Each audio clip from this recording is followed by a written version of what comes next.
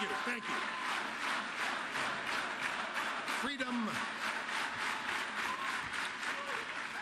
Freedom is the natural yearning of the human spirit as we were endowed by our Creator.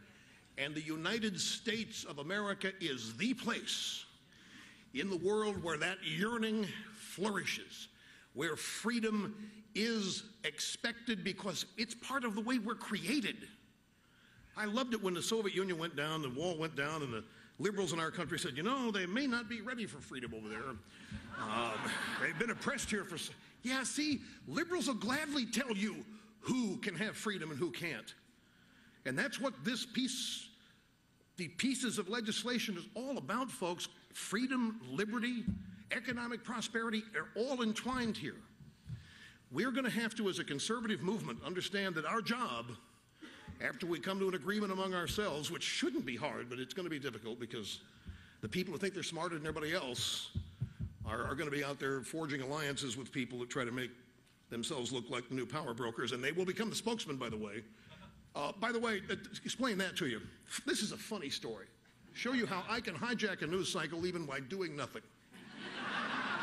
The Tuesday before the inauguration, President Bush invited me to the Oval Office for lunch. And it was on and off the record, some of the conversations. And he brought out, interesting at the end of it, my birthday had been the day before, he brought out a chocolate birthday cake, a microphone, and stood beside me with Ed Gillespie and sang happy birthday, and the White House photographer taking pictures. It was just, wish my parents were alive. My parents wouldn't believe my life. You know, they came out of Great Depression. They didn't think this was possible for somebody who did not go to college. And even for people who did, they didn't think this was possible. Life has changed so much for the better in this country. That's why I cringe when I see what is in store. So as I'm flying home from lunch, I'm watching television, and I see that the word has leaked out that Obama is hosting a dinner with conservative media pundits at the home of George Will. And I said, wonder who these people are.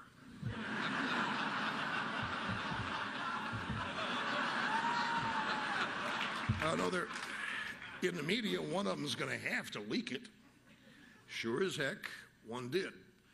Now, we all know who were there. They were, and let's see, I can't remember all the names, so I want to mention any. But let me tell you what Obama's purpose. Does anybody really think that Barack Obama had dinner with a bunch of conservatives hoping they would change his mind? Hell no. His purpose, and his purpose really wasn't to change theirs. His purpose was to anoint them as conservative spokesmen. These are the people that Obama's willing to break bread with. Some of the people there happen to be the people who think the era of Reagan is over, who believe that conservatism needs to be redefined. Of course Obama would try to lure them in. Well, all of a sudden, I get home about 5 o'clock, and my email is jammed with questions from reporters. Is that why you took the day off today? Is that why you're not on the air? Is that why are you going to dinner with Obama? By the way, I left out a crucial part of the story. I had, was this a Monday, Kit? This was a Monday. No, it was a Tuesday. And I had forgotten to tell my audience I was going to miss the next day. And I signed off my show saying, I'll see you tomorrow. And that's the last thing I said. And my staff reminded me, no, you're not going to be here tomorrow. Oh, I came up with the plan that the guest host the next day would say I was called out of town to Washington at midnight the night before. So just an innocent little trick on the radio audience. Everybody picked that up and thinks I'm invited to the Obama. So those people that were invited to it got less coverage than I did, and I didn't even know about it. So it was fun.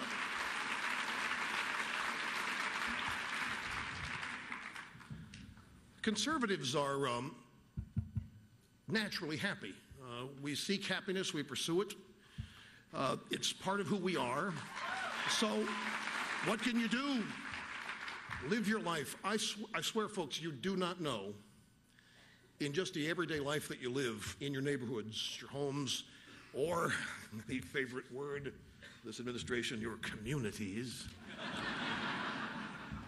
Remember, the root word there is commune.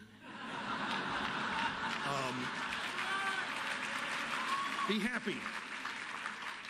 Live your life according to your values, your principles, knowing that you're going to fail. I mean, no human being is perfect. You're going to make mistakes. But live your life. You'll be stunned at how many people you impress. Don't be afraid to tell children that they're wrong. They don't know what you do. They simply haven't lived long enough. It's not their fault, but they're being fed a bunch of garbage in school. And don't be afraid to tell them that they're wrong. Don't go the Oprah route, say, got to be friends with my parents, or with my kids first and foremost. Understand they're going to hate you for a while, and they're going to rebel against you, and then someday they're going to think you're the smartest person they ever met. But you owe them the truth. You owe them the truth about things. You owe them the truth about morality. You owe them the truth about values. You owe them the truth about politics.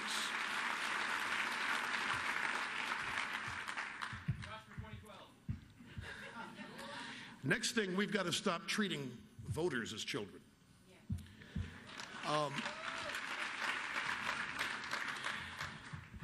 Somebody says they want something that's bad for them. Do you give it to them just to be nice? Or do you tell them, regardless of their age, no, you shouldn't have that? Well, it's none of your business. Well, maybe not, but I still don't. And then you back out of it. But you still have to have the ability to tell people what's right and wrong, and that's not authoritative. That's not authoritarian, and it's not trying to deny somebody a good time. It's not trying to interrupt somebody's hedonism, pleasure. It's about all of us with shared values trying to make sure that people live the highest quality lives they can, but that ultimately it's their decision as to what they do. But the point is, don't treat them like, especially voters, as kids. Just if they say they want it, okay, we'll come up with a plan to give it to you. Have any of you seen the movie? I'd never heard of it. But I happened to get it on DVD the other day. Have you ever seen the movie Swing Vote with Kevin Costner?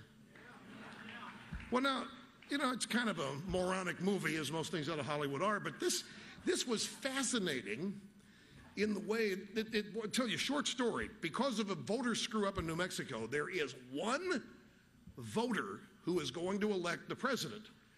His vote didn't count because his daughter voted for him. I'm not going to give the whole story away, but Mexico's electoral votes, New Mexico's electoral votes determine.